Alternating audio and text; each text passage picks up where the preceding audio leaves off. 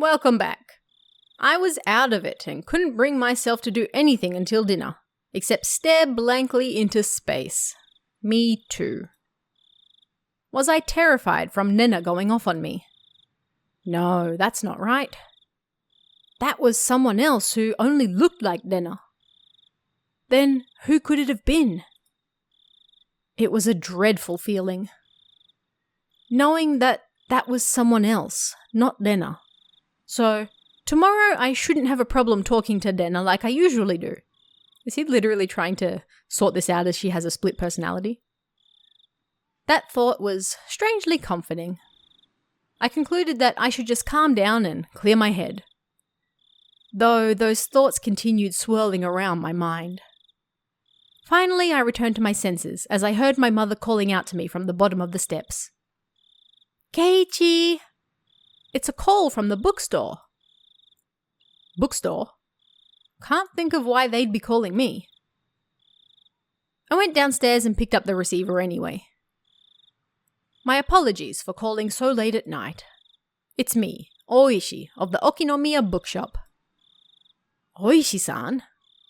Oh, it's Oishi-san. Sorry, since your parents picked up, I said I was from the bookstore. It puts people off when I say I'm a police officer. Oishi-san was, in his own way, rather courteous. Even so, I didn't want my parents hearing me talk to the police. I brought the cordless phone with me as I dashed back up to my room on the second floor. They are an extremely fancy family to have a cordless phone in the 80s. Sorry for calling so late. That phone number on the piece of paper I gave you yesterday was the old number. My apologies. Can you copy down the number I'm about to give you? Ah, yeah. Okay. He gave me the number for his direct line as I wrote it down. I thought that was the end of it, but he began making pointless small talk and it was pretty hard to hang up. So how has it been, Mayabara-san? Did anything strange happen recently? I see. This was the real reason. He really beat around the bush there. His adult conversational skills left me slack-jawed. Are you from around here, Oishi-san? Yeah, I am. Born and raised in Okinomiya. If he's from around here, he might know. Oishi-san, do you know what this Onikakushi thing is about? I believe that's when somebody suddenly vanishes because they've been abducted by a demon. It's a special saying from around here. It has the same meaning as spirited away, like everyone else says. Whereas my friends would say they didn't know when I asked. This older man gave me a direct answer. It made me a bit happy that he answered me directly, without trying to hide anything. Hinamizawa was, not sure if I should tell you this, Mayabara-san. Don't try to play this off. If you're not going to talk, then I'm not going to tell you anything. No. That's not what I meant. It's just, it may make you feel bad. You see, long ago, Hinamizawa was feared as the village where demons reside. Demons? By demons, you mean those pitchfork-carrying things in hell? More like human-eating monsters. They'd go down to villages, snatching people up and gobbling them down. That kind of tale. Demons snatching up people is what this Onikakushi really means. They said that the curse and being demoned away happen together. What does that mean? I already knew about the mysterious deaths happening 5 years in a row. But I didn't know there were people disappearing for those same 5 years. The curse and being demoned away happen together. First time I've heard of that. Is that how it is, Mayabara-san? That's what I want to know. I heard Lena and Mion talking. They said that if it was really Oyashiro-sama's curse, then both the curse and demoning away would happen. Oishi-san began hemming and hawing on the other end of the phone. Maybe something about that came to mind. Mayabara-san, do you know the first incident? The murder by dismemberment. Yeah. One of the 6 perpetrators is still on the run, right? Hypothetically, what if he isn't on the run, but was demoned away? Huh? Nani? It was an outrageous hypothesis from Oishi-san. Why? Why is that outrageous? The incident 4 years ago was the particularly ghastly one. The police already knew the perpetrators, so they posted tons of wanted posters with his face on them. They staked out various locations and investigated every possible escape route he had.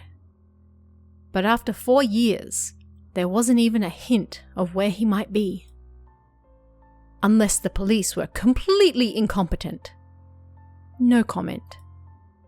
Even if it was an outrageous hypothesis, I couldn't simply laugh it off. Then what about the incident the next year? When the man who supported the project and his wife both died in an accident? Well, actually, it was only the husband who died in an accident. His wife's body never surfaced. Unless we find the body, then it's considered a missing person by law. At the time of the incident, with the river below the cliff being muddy rapids, the police divers had searched every branch of the main stream of the river for dozens of miles, but in the end, they weren't able to find her body. But that's just them not being able to find the body. She's still dead, right? Isn't it different from her being demoned away? We cannot say someone is dead without their body. Until a certain number of years pass, by law, she's treated as still alive. I'm not sure if it was right to call that being demoned away. The wife is missing. At least, that part was reality. How about the 3rd year? The Shinto priest died of illness, and his wife committed suicide. Mayabara-san, that's actually the exact same scenario. The wife had supposedly thrown herself into the bottomless marsh deep in the forest around Hinamizawa, meaning it's all circumstantial evidence. They simply found her suicide note in front of the marsh. A diver was able to recover a few remnants, but they weren't able to find a body. The investigative headquarters believed that she had faked her death and was still alive somewhere. Ho ho, the plot thickens. I'm not sure if we could call these cases as being demoned away. It's just as you've said. Every year, one person does go missing. The incident this year, the woman with Tomitake-san has gone missing. Then what about the incident with the housewife beaten to death? Who went missing?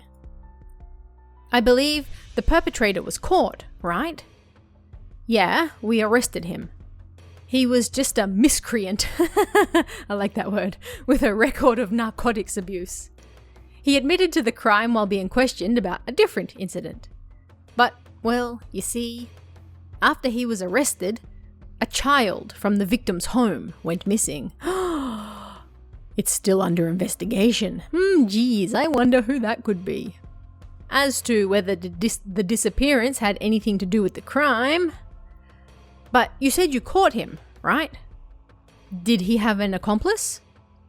No idea. It's considered a separate case. Moreover, we can't even check now.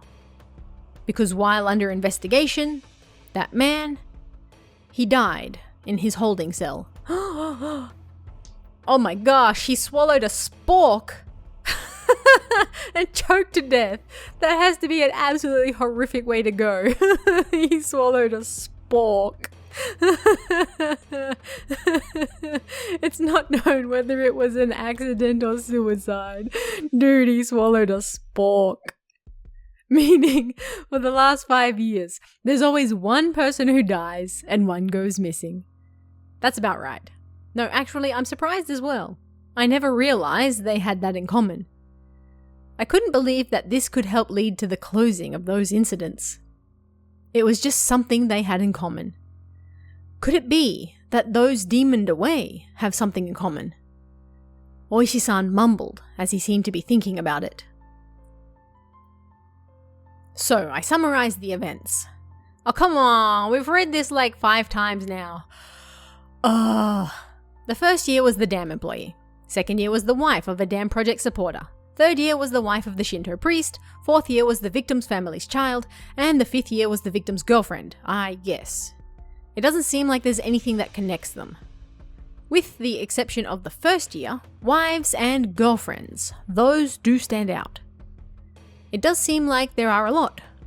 Then that means the fourth year's victim's child was different.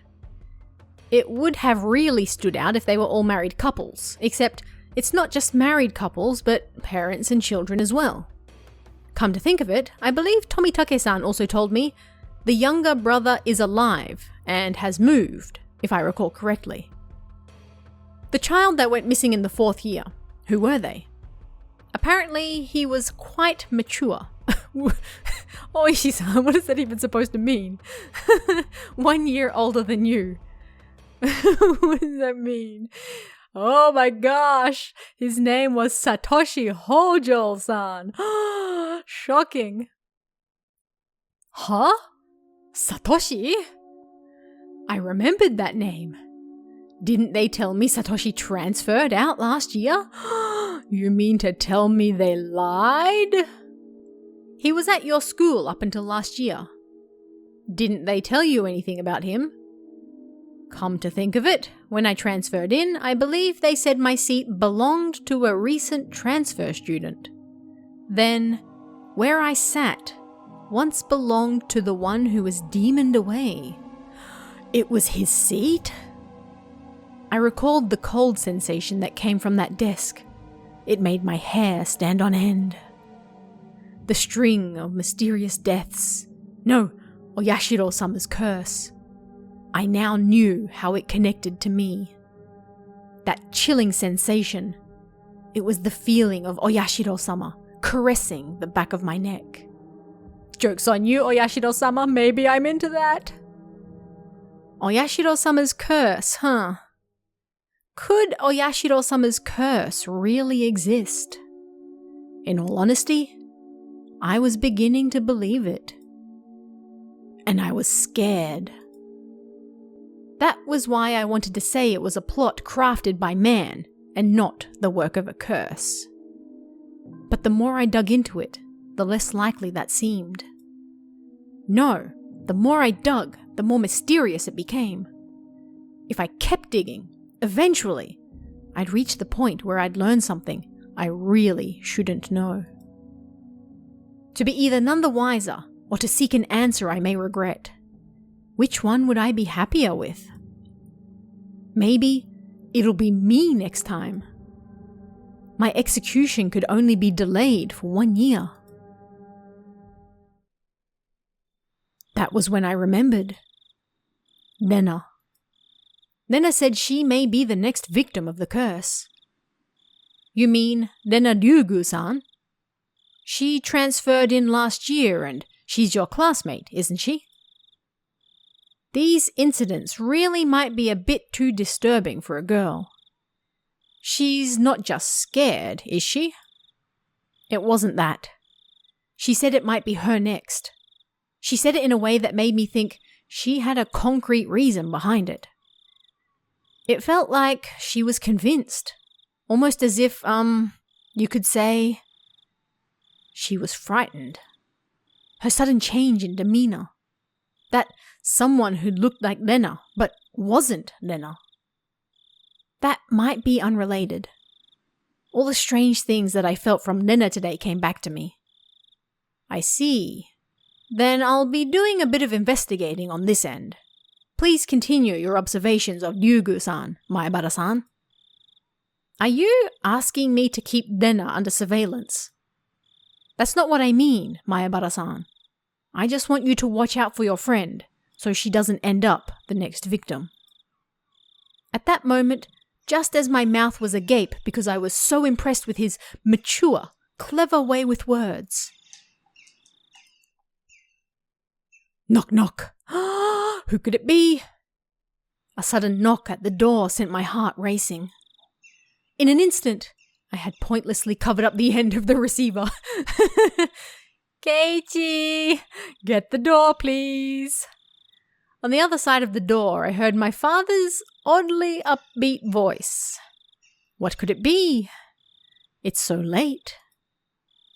Sorry, my dad just came in. Can we leave it at this for tonight? Yeah. My apologies again for calling so late. If you find out anything else, please let me know. I'll tell you if I make any progress on this end. Well then, have a pleasant evening. Keiichi, hurry and open up. Daddy's got his hands full. Did he just refer to himself as Daddy? My skin is crawling. What is Dad doing? I had stayed in the same position while on the phone the whole time, so my joints were aching. When I opened the door, I saw my father was standing there with a tray. On that tray, cookies and 2 cups of black tea. I want a cookie. A fairly fancy spread for our household. Dude, if a cookie and a cup of black tea is a fancy spread for you, I'm so sorry. There was even sugar. Ooh, and lemon slices. Ooh, on the side. Everything you could ask for. I'm in. This was quite the show of hospitality. Yeah, well, I'll take a cookie with some sugar and lemon slices. Ooh, what's going on, Dad? What's all this for? Come now. Don't play around, Keiichi. I'm coming in. Dad was in high spirits and had a smirk on his face. But for my entire life, I've never seen him act this hospitable. What had gotten into him? So, what were you talking about? I jumped. It's not something I had to keep from my father, but how could I explain to him I was talking to a detective? I'm assuming he was. This late at night. Nothing much. Just a friend. I don't mean the phone. She was here, wasn't she? Nena-chan. Dun dun dun! Nani? She wasn't here. Come now, don't try to keep it from me. She just came over to play. To play. You two were chatting away, so I thought I'd bring some tea. It looks like I just missed her. I had no idea what Dad was talking about, but a cold sweat dripped down my back. How long were we talking? Nena-chan went upstairs about half after, so it was close to an hour, I guess. You saw her come up to the 2nd floor? Yeah, I did. I also told her that your room was the door down the hall up the stairs. Nani? Nena came to my house about an hour ago. Dad met her at the door and called out to me on the 2nd floor. I probably didn't hear him because I was so focused on my conversation with Oishi-san. He was really on the phone with Oishi-san for an hour? Bro. I didn't reply, but he knew I was in my room, so he had her come inside. Then told her my room was on the 2nd floor. She thanked my dad and went upstairs. Then, about an hour passed. Dude, if she stood outside for an hour, I admire her perseverance. She passed by my dad just as he was bringing up tea and left. She came upstairs and about an hour passed. Then passed by my dad and returned home. Yes, you just said that. Then after she came upstairs and until she left, where was Nena? There's only a short hallway between my room and the stairs, meaning Nena had, for about an hour, in the hall. No, she couldn't have been standing in front of my door all that time. The door to my room wasn't particularly thick. You could easily hear everything being said inside. All of the ominous things and all the nonsense I spoke to Oishi-san about began rushing through my head. Honey, don't tease him. More importantly, you need to clean up your studio. It's a mess again. Mum yelled up at Dad from downstairs. Dad left the tray with me and went downstairs with a disappointed chortle. Yo, but if he left 2 cookies, winning. I followed my dad out of the room with my eyes. I looked down at the floor around the doorway where Nena might have stood all that time. Okay, but bro, you got 2 cookies. Just now, as I was talking to Oishi-san, with my back turned, Nena was standing a mere 6 feet away. The whole time? All that time, in this dimly lit doorway. What did she see? You on the phone. What did she hear? You on the phone. For what reason? Because you were on the phone. As the steam from the 2 teacups ominously wafted and twisted, the aroma of black tea filled my room. Indeed. Yo, but you got cookies out of it. I'll take that.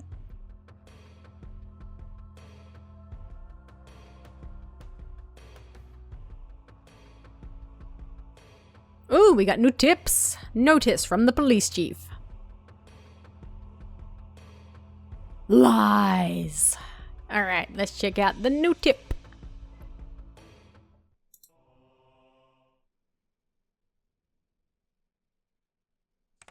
July 1st, 1982. I don't even exist yet. To Departments 1 through 12, XX Prefectural Police Headquarters. Director General, XXX. To the Chief Constable and all facility managers. Regarding cases situated in the Hinamizawa village, notice. As cases in Shishibone City, Hinamizawa village have been reported by certain sections of mass media, it has drawn global attention, which is causing serious repercussions for the local residents. This has become a very serious situation. It's going too fast. To protect the livelihood and prosperity of the residents, the following notice has been issued. 1. Designate the following criminal investigations as classified. Okinomiya Station, 1982, case number X. Hinamizawa Village, housewife murder, dated June XX. Okinomiya Station, 1982, case number X. Hinamizawa Village, student disappearance, dated June XX. 2. Non-disclosure of information. Okinomiya Station, 1979, case number X. Hinamizawa Village site foreman murder, dated June XX. Shida Station, 1980, case number X. Shida Natural Park falling incident, dated June XX. Okinomiya Station, 1981, case number X. Hinamizawa Village Shinto priest's wife's disappearance, dated June XX. 3. Requesting self-restraint from each organization concerning the release of sensitive information. Please see attached reference materials 1, 2, and 3. Management, XX Prefecture Police Headquarters.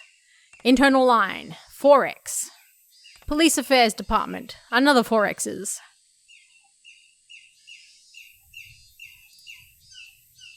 Alright.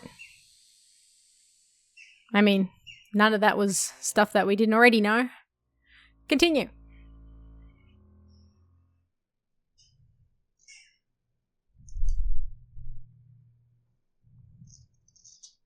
Weariness and a headache. Same. Not a very nice way to start the day. What's wrong? Keiichi? You don't look so well. Thanks, Mom, it's just my face. When did you go to sleep? It seemed that my mum had noticed my sullen state. Yesterday, I kept on waking up in the middle of the night. Without a doubt, I felt a presence. I felt the presence of someone standing in front of my door. I told myself repeatedly that it was my imagination and forced myself to try and sleep. Except, not being able to stand it, I gathered up my courage and opened the door. Of course, there wasn't anyone there. I think I did this 3 times throughout the night. Dude, just leave it open. Or maybe I just didn't remember doing it any more than that.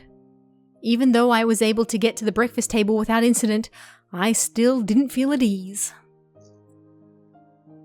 It might be a cold. I don't really have an appetite. My, you do seem a little warm. Well, can you make it to school? Technically, I did go to a school, but it was mostly self-study. It wouldn't matter much if I missed a day, would it?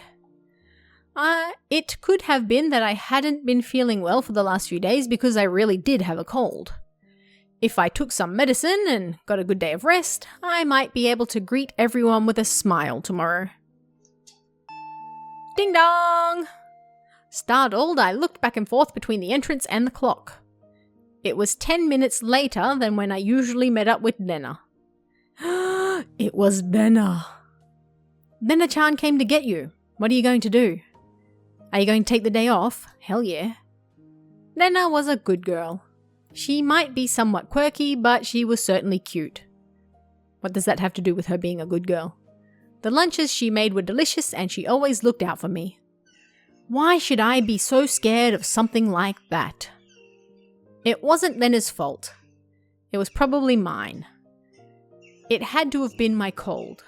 It just had to be. I'll rest. Sorry. Then I'll go send her off for you. Mum headed off to the door. I would have to pass by the entrance to get back to my room. I didn't have the nerve to meet with Nena, so I wrapped myself in a blanket on the sofa and closed my eyes. I was so sleep deprived I quickly fell into a deep slumber.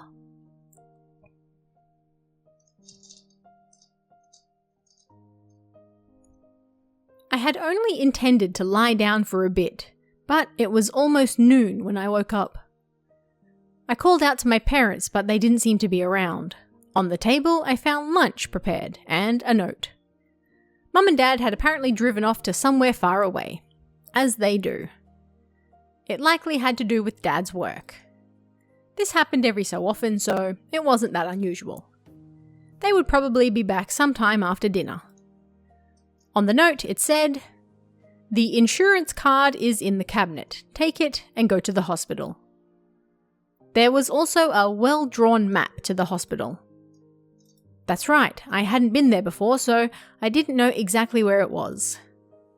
I had a light lunch, although it really was just leftovers from the morning, and, just in case, went to the hospital.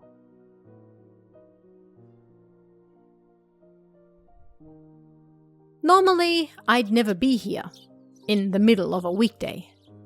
Just walking around like this had me feeling guilty.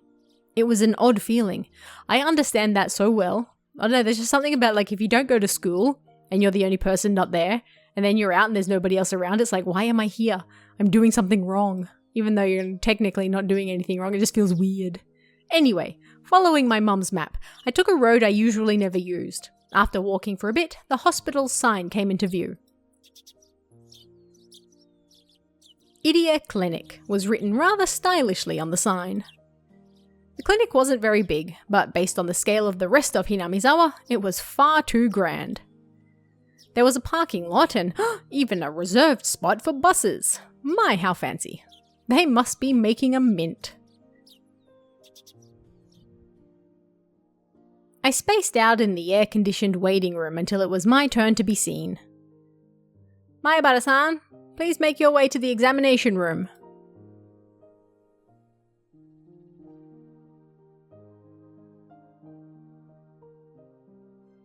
After properly answering all of the chatty doctor's questions, he responded with the old, "It's probably a cold." They gave me a shot and 3 days' worth of medicine.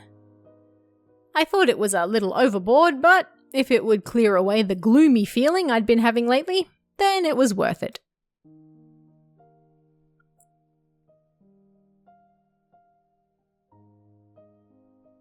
I settled the bill and took a quick trip to the washroom. As I was leaving, I overheard a conversation between some elderly people who seemed to be regulars at the clinic.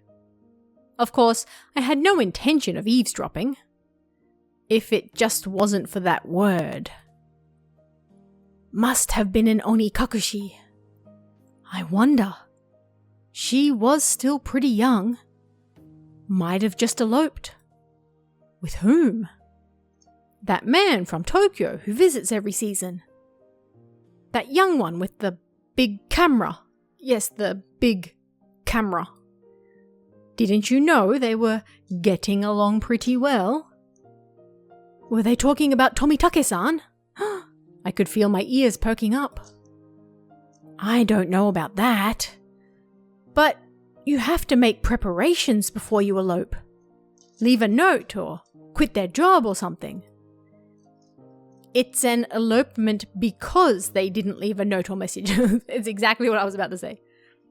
The thought that I'll never see that young nurse's face again makes me rather sad. Takano-san is an upstanding young woman. She'll be fine wherever she goes. So her name was Takano-san. That woman with Tomitake-san. And she worked at this clinic. Oyashiro-sama's shadow was following me everywhere I went. I started listening more closely, but they began talking about fishing, and it didn't seem like they were going to revisit the topic. I gave up and left. Thus, even though I was separated from the daily monotony of school, I wasn't able to escape from Oyashiro-sama's shadow. But of course, Oyashiro-sama was the guardian deity of this place. Of Hinamizawa. As long as I was in Hinamizawa, I wouldn't be able to escape.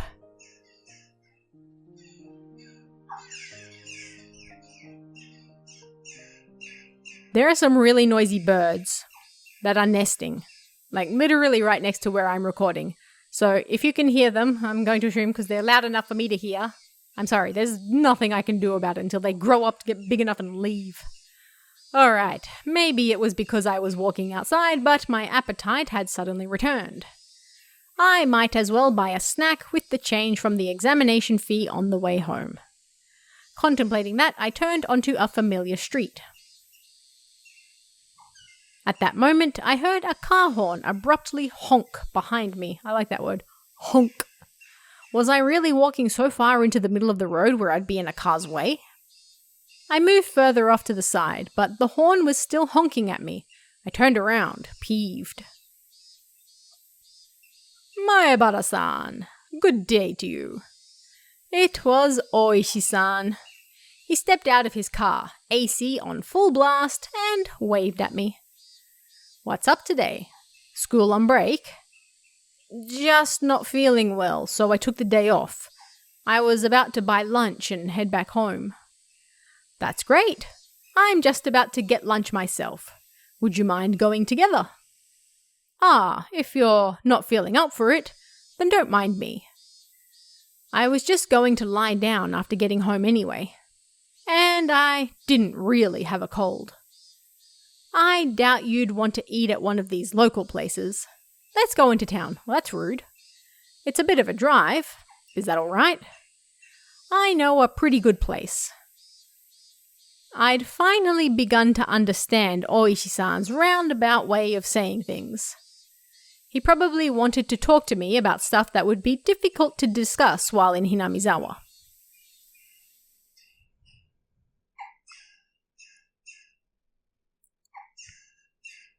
I went with Oishi-san riding in his frigid car. It was almost as if the bright sunlight outside was a lie. I'm sorry about calling you so late last night. Did your parents get angry at you? No. I recalled Dena, who had been listening to the phone conversation all that time, separated from me by just the door. Even now, in the brightness of the sunlight, the thought still creeped me out. With a big bump that jolted the car, the road connecting to the city changed from dirt to pavement. My head swiveled back with a sudden realization. That's right. This was where Tomitake-san died. They've hit a snag on the investigation regarding Tomitake-san. Oishi-san spoke while peering at me from the corner of his eye. They believed it was caused by hallucinogens, given how he was clawing out his own throat. But a drug that could cause that to happen so suddenly is extremely hard to come by. Bear in mind, of course, the autopsy was done with that premise in mind, but we didn't find any leads. You know that thing you see in comics all the time, where there's a drug that if you put it in them, it doesn't leave any traces? It exists. Oh, I'm not even going to try to pronounce that. No, let me... Kinilichol something or other. Exactly, nailed it. Well, it's pretty common. But you see, there doesn't seem to be any kind of drug that would cause Tomitake-san to react like that. Then you're saying the police concluded Tomitake-san just died from the curse? I couldn't help but feel that the police were worthless. I just wanted the idea of a curse to be dissociated from Tomitake-san's mysterious death. Unfortunately, that's how it looks right now. But putting aside the cause of death, without a doubt, he was surrounded by a group of people and had taken a beating before he died. That was no curse, but an incident that unquestionably involved other humans. That made me a bit relieved. We passed in front of the rather desolate, but still busier than Hinamizawa, train station. The car pulled into a restaurant parking lot and I followed Oishi-san into the shop. It was pretty crowded, but there were only adults at this hour. Of course there wouldn't be children in here in the middle of a weekday. 2 please. Non-smoking. This way please. When you are ready to order, please call me over. We were led by a peculiarly dressed waitress to our table. I sat with Oishi-san in the booth. So, what do you think? Aren't the waitresses' outfits here cute? Huh? Well, I guess. This shop is always quite busy. It's more about the waitresses than the food, you see? Uh-huh. Oishi-san, you're leering. Hmm? Am I really? Oh, that whole thing is just creepy. Thank you, I hate it. Regardless of how the waitresses looked, the food was decent enough. Finishing our meals while talking about some inane topic, Oishi-san's after-meal cup of coffee arrived at the table. Yesterday we talked about Hinamizawa's past, didn't we? Yeah, that it was the village of man-eating demons or something like that. I didn't know much about it myself, so I asked my grandmother about it this morning. Oishi-san took out the notepad that was stuffed into his breast pocket. Turns out that Hinamizawa used to be called Onikakushi, or Ogre's Abyss. Onikakushi. That's quite the name. The name is still around. The marsh where the Shinto priest's wife drowned herself is still called Ogre's Abyss. It said that the depths of that marsh connect to the realm of demons. Of course, nobody had told me anything about such an ominous marsh. And you see, it appears they were both feared and revered. A respect born of fear. I guess you could say it was a kind of deification. A village of inhuman creatures.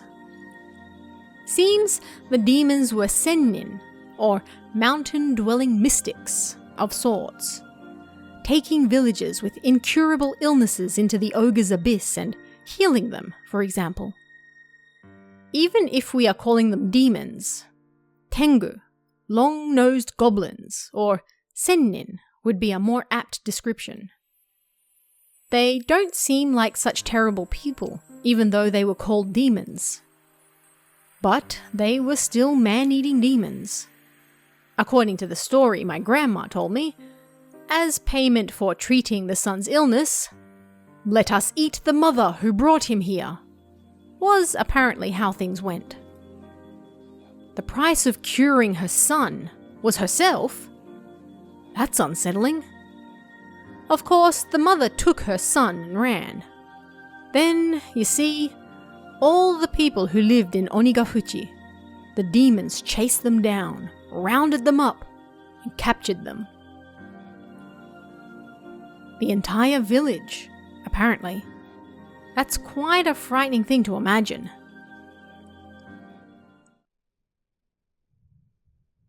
In the end, it seems both the mother and son were caught and eaten. The end. There's a problem with this story. Both witnesses in this story were eaten, so nobody would be able to tell the tale. Huh? There are plenty of old fables like this. In contrast to the ghastly tale, Oishi-san laughed heartily while sipping his coffee.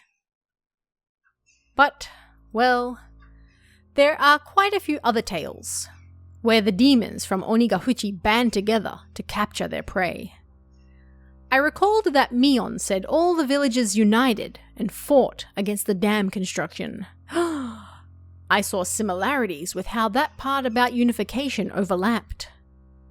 Normally they hunted down a single person, and they chose who it was going to be beforehand. Huh? That caught my attention.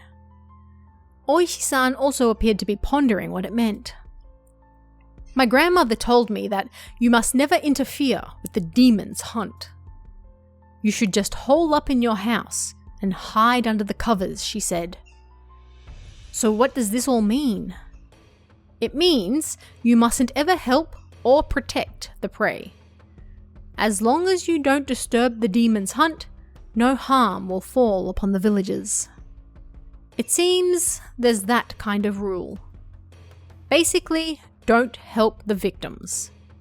Pretend you didn't see the atrocities, in other words.